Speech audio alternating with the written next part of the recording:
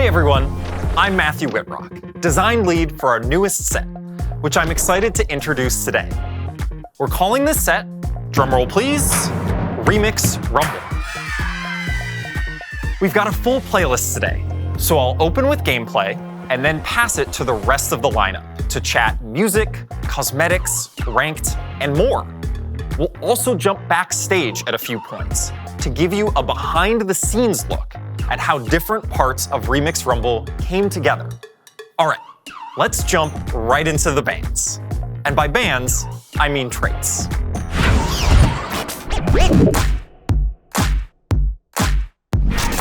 In Remix Rumble, you're the DJ, and the board is your turntable. By combining different traits, you'll create a medley of beats and genres. Let's start with familiar chart toppers, beginning with the ultimate pop stars, KDA. Get the entire lobby bumping with KDA and their most dedicated superfans. Position them just so, and you'll find yourself at the performance of a lifetime, with incredible choreography and a bunch of bonus stats. Okay, let's make like a collie and hop over to the next band. True Damage and Pentakill are also in the mix, and both stay true to their names. True Damage grants extra attack speed. Wait, that can't be right. This is more like it. True Damage members are all about style, and will gain a unique bling bonus that'll power them up as you itemize them. Oh, and before you ask, Akali will be able to be played in KDA or True Damage. Her trait will change based on whichever band is trending at the time. All right, metalheads, Pentakill's up next. Pentakill members have damage reduction and bonus damage that increases as they score kills. And if your team manages to get a Pentakill, then their bonuses will increase again. Just be careful in Yorick's mosh pit. Then there's HEARTSTEEL, fresh off their debut and already making their mark on the Convergence. These guys are ready to bring the energy and do whatever it takes for their fans. They may have started out underground, but they're certainly able to take you to the top of the charts and the lobby if you can conquer their risky style. But we can't put on a proper Remix Rumble with only 4 bands. We also have some all-new groups entering the Convergence. With original TFT looks, Lulu and Ziggs make up the jittery, ridiculous, hyperpop duo Glitter Bomb. Speaking of original TFT skins, Remix Rumble has plenty. There's a whole new class, superfans, who show off their fandom with style. The trait pumps up your headliner, more on that later, by turning one or more of their items into radiant items. My personal favorite new look is Bard, who has joined the jazz trio Free Flow. He and his meeps are looking as smooth as they sound.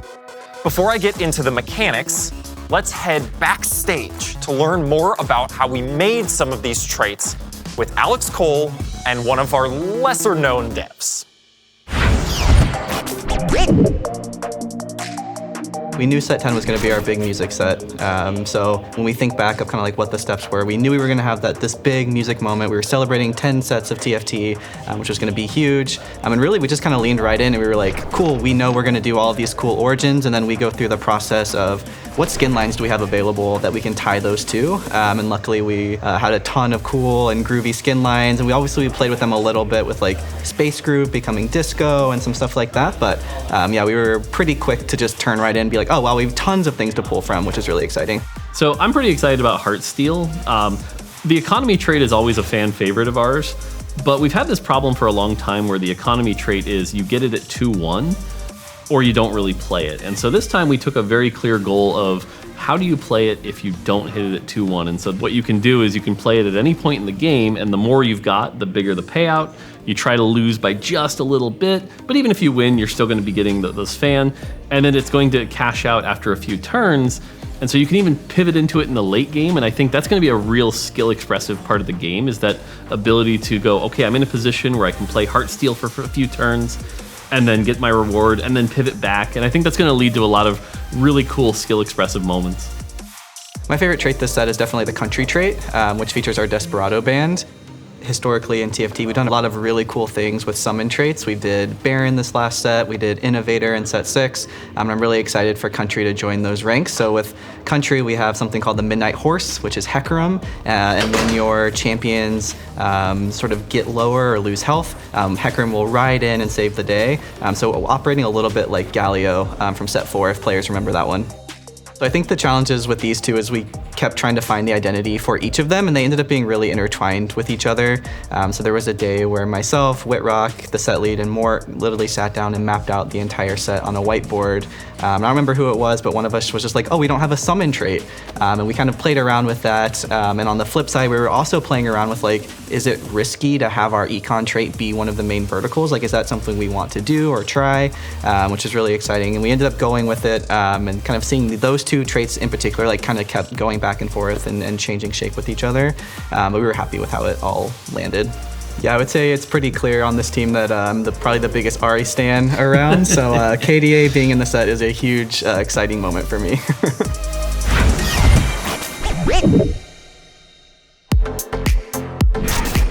When deciding which mechanics to include in Remix Rumble, we wanted to bring you a greatest hits playlist from past sets, starting with Runeterra Reforged. Portals are making a comeback. They'll have a bit less impact than some of the wilder ones from last set. We can do without you, Stillwater Hold, but they're sure to continue creating memorable moments. We won't be bringing back Legends for Remix Rumble.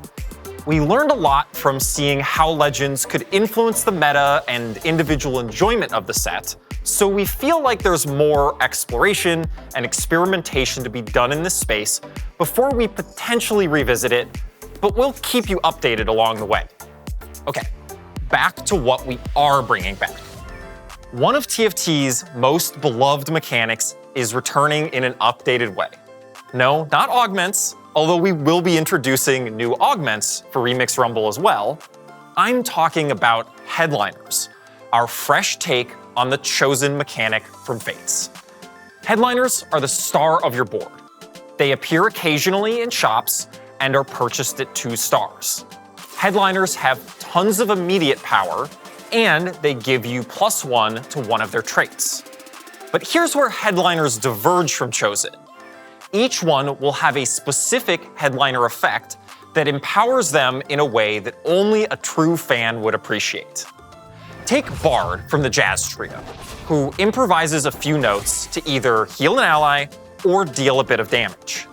When Bard is your headliner, every 10 casts will generate a meep that allows him to play 1 extra note on his first cast of combat.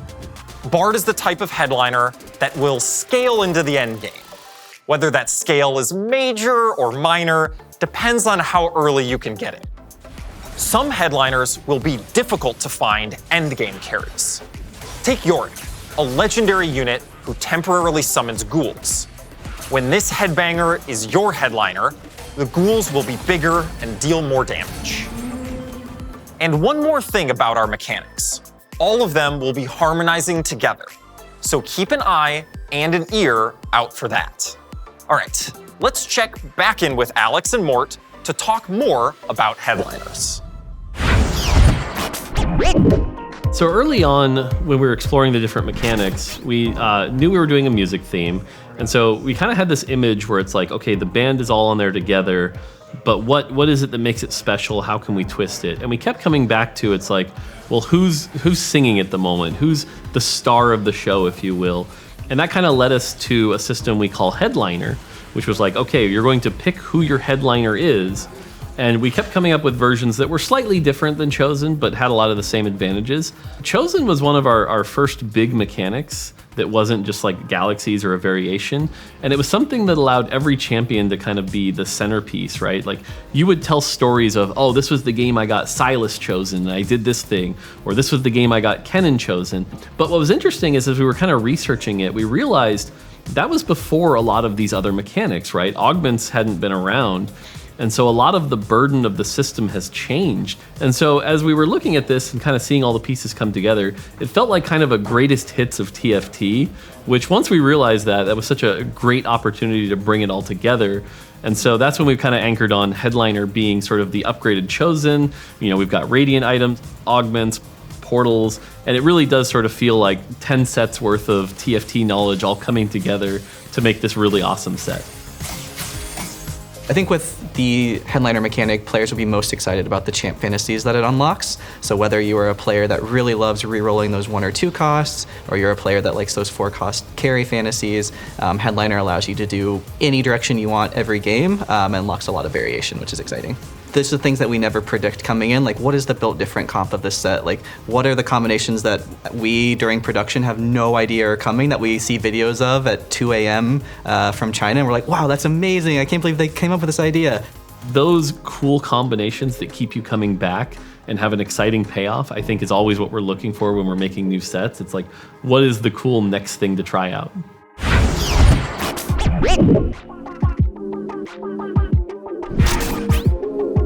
Hey everyone, I'm Cole Hicks, lead composer of Remix Rumble, and I'm here to talk about the heart of this set, the music. In Remix Rumble, each trait brings new sounds to your board. While you're building your team, you're building your track. Remix Rumble was an all-hands-on-deck moment for our team. Many different composers and collaborators created original music for each origin trait, and made it possible for all of it to meld together in any combination based on whichever units you have out on your board. To make genres like metal sound seamless with, say, jazz or pop, we wrote 2 main songs. Through a mix of layers that contain drums, chords, and melodies, your track will be built alongside your team. And as the game progresses, your track will too. Starting off one way during the preparation phase, and building up to a more complex chorus for the battle. Let me show you an example of how all this will look and sound, starting with our disco band, the Disco Knots. Their trait gives you a placeable disco ball that will heal your allies and grant them attack speed. As you get later into the game, you can add in more Disco Knots to strengthen the trait. Then you could add in a destructive splash of Pentakill for a killer guitar solo, soaring over it all. Now let's talk a bit about the tracks we wrote. For groups like KDA and Pentakill that already exist in the League IP, we tried to capture their instrumental essence with some TFT twists. And we brought in new genres like 8-bit and country, but more on those later.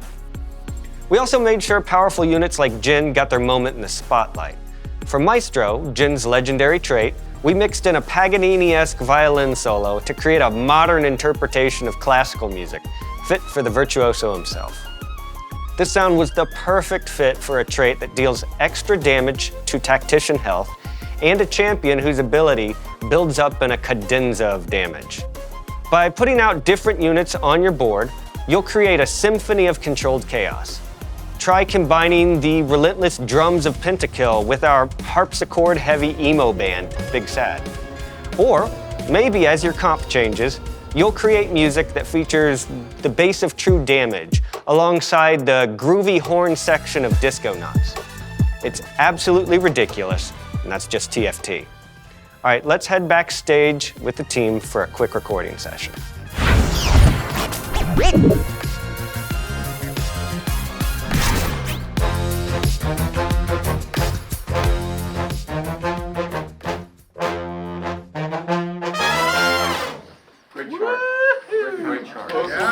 That's great, man. Yeah, I mean, that was pretty good first read down and, Moving on?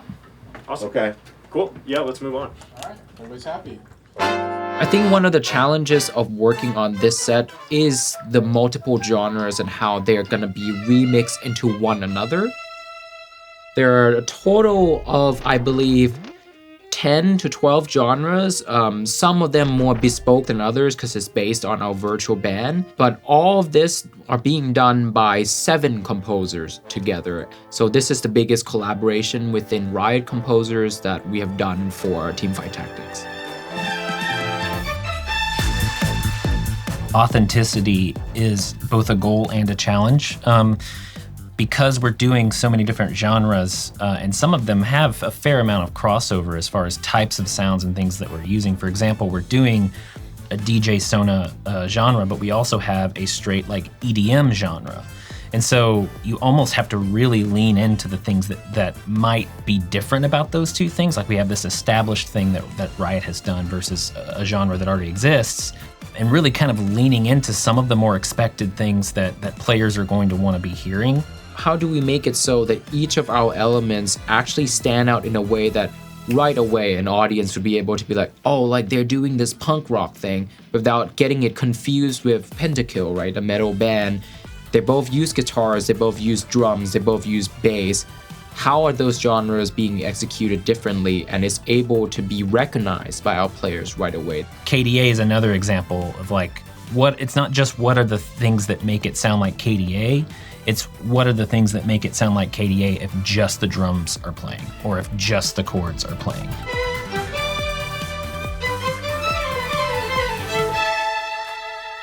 One of the cool things about this set is that it is supposed to be a bit crazy sometimes. So we were able to sort of like lean into it being like, oh, that sounds a bit silly. Yeah, but it's and some kinda surprising cool. things came out that were really cool. Like, for example, I think we discovered that saxophone solo over HEARTSTEEL is very cool. We have also discovered that a violin solo on top of Jason's EDM track is very cool. Very cool. And we would have never made those choices as composers. Normally, right. It's okay to lean into the silliness sometimes because it is a fun idea and it's supposed to be fun. Right. Whereas other genres obviously will work in a way where you're like, oh, that's like, I would put that on my playlist and listen to it. Yeah. For us, the collaboration is a little chaotic, and I think that's also us embracing that energy of like, we're not entirely sure if this is gonna work, and we're just kind of, like riding with the flow and write what we believe in, and then we come together and let's hear how this is gonna go.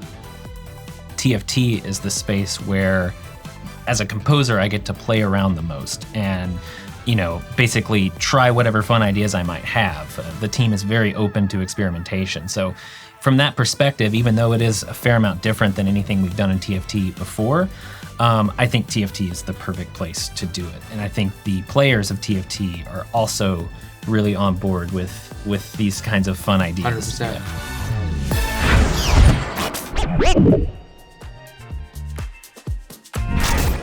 Hi everyone, I'm Ananda Gupta, Design Director on TFT.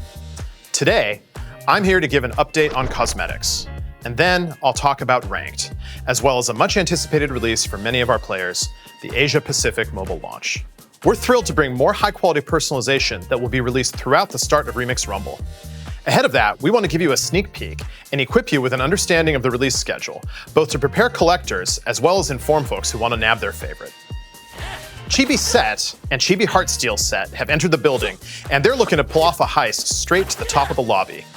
Chibi HEARTSTEEL Set moves fast and will depart the Treasure Realms after the first 2 weeks of Remix Rumble. And if you want more, the KDA Arena is definitely more.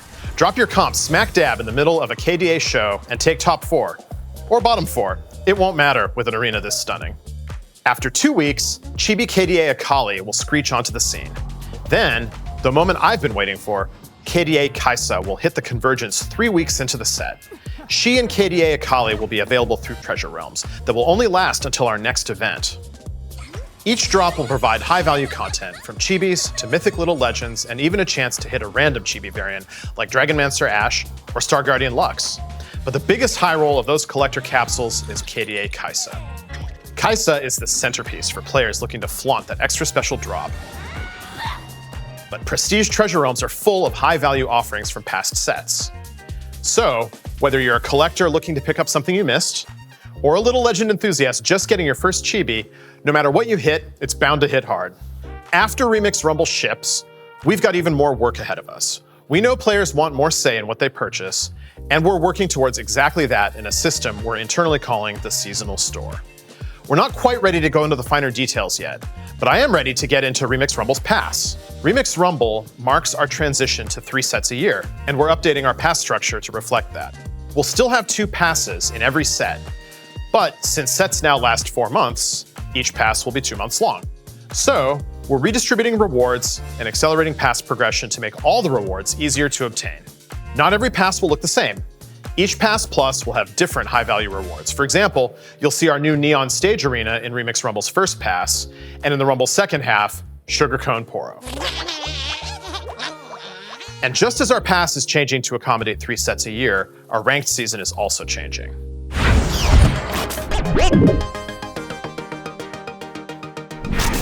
Like League of Legends, we're adding Emerald tier to our ranked ladder. It'll add more climbing room, while also recognizing the skill progression that players show between Platinum and Diamond. This comes at the perfect time as we transition to creating 3 sets a year, and 3 ranked seasons to go with them. Without mid-sets, there's no soft reset of your rank throughout the season, so you'll have more time to track your progress on the expanded ladder, prove your skill, and get new Emerald rewards. We're not looking to make the climb harder. Emerald and a longer season should mean a smoother, more consistent climb overall. We know TFT is a more chaotic game than League, and we don't want to punish or reward you too much for performance outliers. You can play great and still low roll in TFT, and our ranked system should and will reflect that. Okay, before you get too excited and queue up for ranked, let's chat mobile. The launch of Remix Rumble in late November will be the first time TFT is available on mobile in APAC regions, and we're shipping a number of improvements along with this launch that will impact the entire world. But first, I want to thank our APAC players for their patience. We've been working towards bringing mobile to you since we launched it during Galaxies, and we know that you've awaited its arrival ever since. In preparation for this launch, our Tools and Engine team has been hard at work making mobile usability, stability, and performance improvements. And for the tablet players out there, one of these improvements is tablet support. Come Remix Rumble, you can say goodbye to the black bars and wonky scaling when playing on tablet, and hello to a smoother, prettier, tablet-tailored experience. We've seen a ton of anticipation for TFT Mobile in APAC and tablet support across the world, and we can't wait to kick it all off with Remix Rumble. So, APAC players, make sure to pre-register for our launch, as we'll be offering multiple pre-registration milestone rewards, from treasure tokens to a new little legend, Boba T-River Sprite. And if you're not in APAC, don't worry, this little sprite will eventually be available to everyone. Was that the last boba? Yep. Oh, okay. Hey everyone, Sherman back to talk about all things TFT eSports.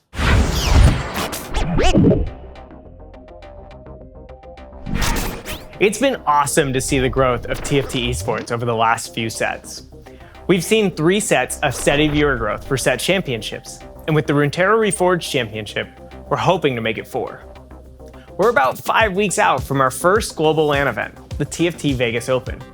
It'll be from December 8th through the 10th, with 512 competitors from around the world as they take over the MGM Grand. I first want to say that we were blown away by how quickly competitor passes sold out back in September, and we can't wait to see you battle it out there. The event happens early in Remix Rumble, testing players' ability to adapt, innovate, and lead the meta. This is a moment where players from anywhere can step into the spotlight and become IRL headliners. The player that comes out on top will walk away with $100,000, a trophy, and most importantly, the TFT Vegas Open title. And even if you don't get first, the 128 players who make it to day 2 will win a piece of the $300,000 prize pool. And all 512 players who participate in the event will get a unique emote based on how far they make it into the tournament. But don't worry, the Vegas Open won't be a replacement for a championship. Now that we've switched over to 3 sets a year, we're adjusting to have a competitive season for each one. So rest assured there will be a Remix Rumble Championship at the end of the set. It'll be the culmination of Remix Rumble, so we have high expectations for the comps players will bring to the finals, now that they've had a chance to master the set. For those of you competing in Vegas, PvE goes live the 2nd week of November, so get out there and start crafting your go-to comps. As for everyone else, we're super excited for our first ever LAN event, and we hope to see you all there, either in person or digitally. All right, thanks so much for watching, good luck and have fun out there. Till next time,